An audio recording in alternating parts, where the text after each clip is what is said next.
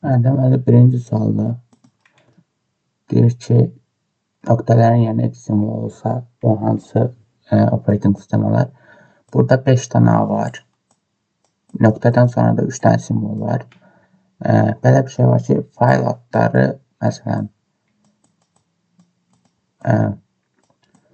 buna file name deyirlər, buna file extension deyirlər. Əgər bu 8-dən kiçikdirsə, 8-ə kiçik bərabərdirsə və bu 3-ə kiçik bərabərdirsə, bu MS-DOS ola bilir.